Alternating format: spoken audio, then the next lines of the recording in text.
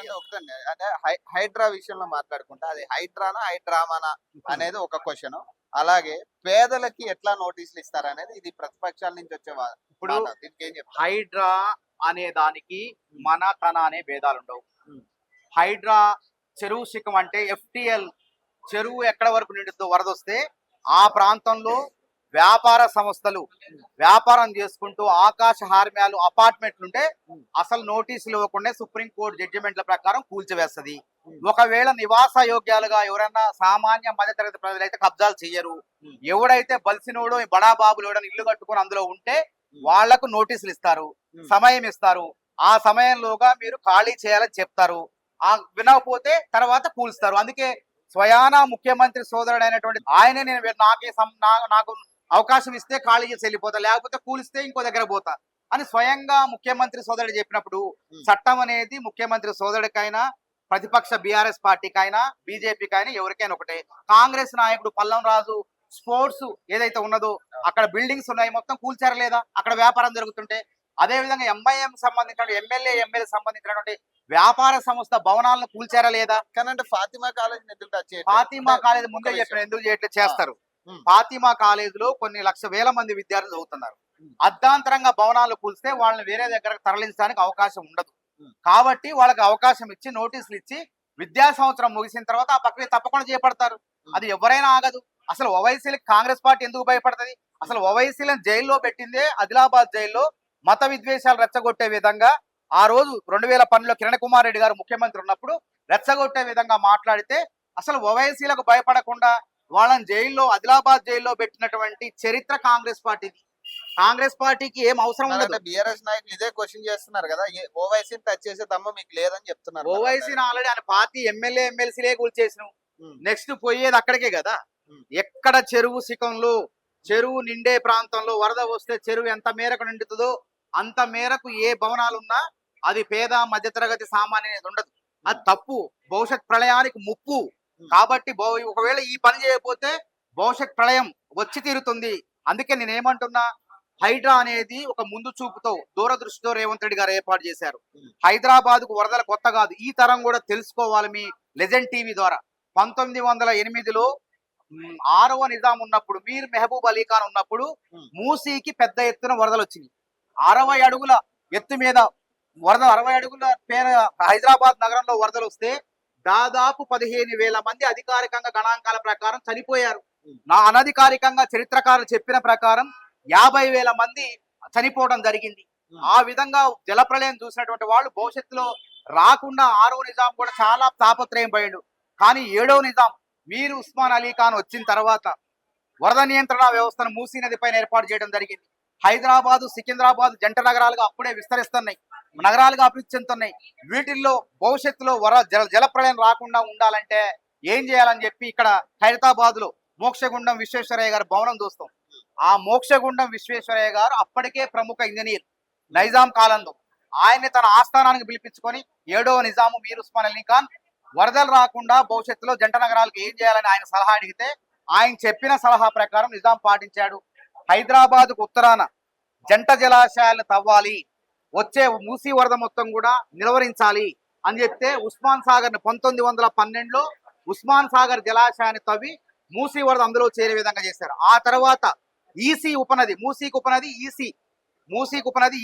EC నది పైన హిమాయత్ సాగర్ అనేటువంటి జలాశయాలను పెట్టారు. ఆ జలాశయాల్లో వరద వచ్చి చేరుతుంది. ఆ చేరిన వరద హైదరాబాద్ జంట నగరాల ప్రజల యొక్క దాహార్తిని తీరుస్తుంది.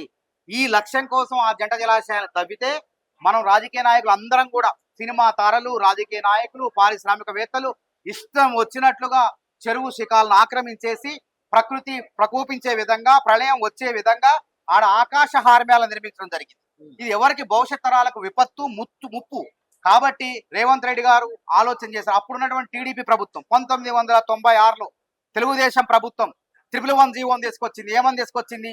ఈ జంట జలాశయాల పరిధిలో 10 కిలోమీటర్ల మేర 84 గ్రామాల్లో ఎటువంటి శాశ్వతమైనటువంటి కట్టడాలు కట్టవద్దు, ఆకాశ హార్మ్యాలు నిర్మించవద్దు. 1000 గజాల స్థలం ఉంటే 50 గజాల్లోనే తాత్కాలికమైన స్లాబులు లేని నిర్మాణాలు కట్టుకోవాలి తప్ప వేరే వ్యాపారాలు అంటే చేయొద్దు ఇప్పుడు అని చెప్పింది. పెద్దవాళ్ళ విషయంలో ఓకే, మరి ఉమ్. ఇప్పుడు ఎందుకు బస్తీలకి నోటీసులు ఇవ్వడం ఏంటంటే ఇప్పుడు అందరు అవును ఇస్తారు. వాళ్ళు కూడా క్వశ్చన్ చేస్తున్నారు.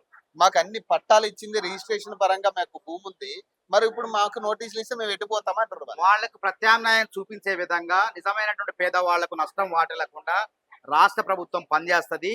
పేదవాడు కడుపు కొట్టే ప్రభుత్వం కాదు. పేదవాడు పట్టెడు అన్నం పెట్టే కాంగ్రెస్ ప్రభుత్వం.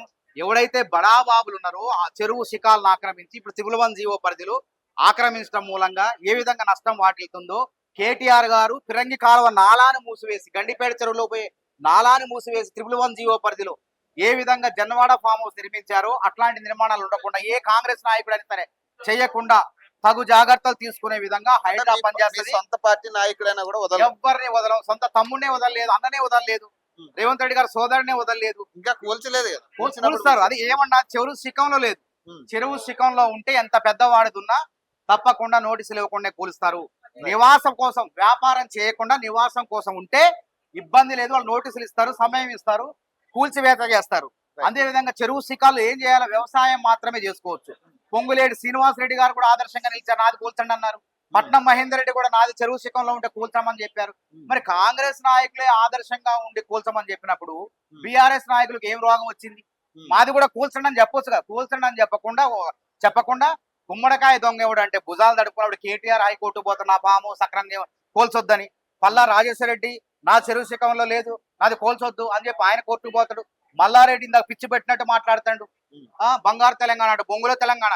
ఏమైంది బొంగులో తెలంగాణ? ఎవడు చక్కగా ఉండు, ఎవరికైనా ఉద్యోగాలు వచ్చినాయా? అరే పరీక్షలు పెట్టి ఉద్యోగాలు ఇరా బాబు అంటే ఉద్యోగాలను నమ్ముకునే లీకులు 100 ప్రతి పరీక్ష లీకే.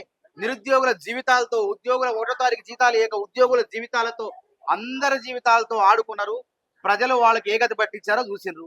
కాబట్టి ఇకనైనా ప్రతిపక్షంగా ఉండి జాగ్రత్తగా ఒళ్ళు దగ్గర పెట్టుకొని ప్రభుత్వం చేసే పనులకు సహకరించాలి. ఏదైనా అవినీతి జరిగితే మాట్లాడు. కానీ ఒక last ఏదన్నా కాంగ్రెస్ ప్రభుత్వం రుణమాఫీ విషయంలో అవినీతి జరిగితే మాట్లాడు. అదే విధంగా ఏదైనా మంచి పని చేసేటప్పుడు హైడ్రా లాంటి మంచి పని చేస్తుంటే ప్రజలందరూ కూడా హర్షం వ్యక్తం చేస్తుంటే ఇదేదో వీళ్ళ మీదకి వచ్చిందని భయంతో, ఆ బుల్డోజర్లు వీళ్ళ మీద దూకుతేనే భయంతో కాళ్ళల్లో కట్టెలు పెట్టే ప్రయత్నం చేస్తే మీ కళ్ళల్లో కారం కొడతారు ప్రజలని అర్థం చేసుకోవాలి. ఒక లాస్ట్ క్వశ్చన్ ఏంటంటే ప్రధానంగా అంటే ఇప్పుడు ఏదైతే కేసీఆర్ గారు చెప్పింది ఏంటంటే తొందరలో నేను బయటకు వస్తా, రైతుల తరపున కొట్లాడతా, ఖచ్చితంగా రైతు బంధు విషయం కానీ రైతు రుణమాఫీ విషయంలో కొట్లాడతా అంటున్నాడు. మరి ఎప్పుడు వస్తాడు ఆయన? ఎన్ని రోజులు వస్తాడు? 9 నెలలు అయింది. అసెంబ్లీకి రాడాయా? హనుమంతుడి పెళ్లి ఎప్పుడు అంటే రేపు, హనుమంతుడి పెళ్లి ఎప్పుడు అంటే రేపు అన్నట్టుంది కేసీఆర్ కథ. అరే వరదలు వచ్చి జనం కొట్టకపోతే ప్రతిపక్ష పార్టీ నాయకుడుగా వచ్చి నిలబడి అండగుండి ప్రభుత్వానికి సూచనలు చేయాల్సింది పోయి ఫామ్ హౌస్ లో సోయి తప్పి పడుకుంటే ఎవడన్నా నమ్ముతాడా? ఎప్పుడు వస్తాడు అసలు? అంటే జనం మొత్తం చచ్చిపోయి కొట్టకపోయి అప్పుడు వచ్చి కాదు అన్నగా ఇందాకేమన్నా అది నీరో చక్రవర్తి రోమ్ నగరం తగలబెడుతుంటే నీరో చక్రవర్తి ఫిడేలు వాయించుకుంటాట.